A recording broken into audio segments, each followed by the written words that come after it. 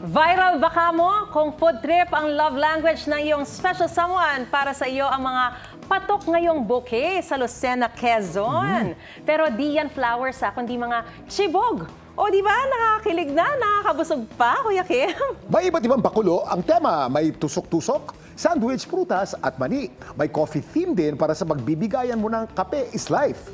Ang edible bouquet competition doon, may libu-libong views na sa Facebook. Yung pas practical kasi magpagkain ng binigay mo eh. Oo, syempre nakakabusog. Nakakakilig na, nakakabusog. Diba? Tama-tama Diba? Tama-tama. Practical. Nakakasatisfy talaga yon. At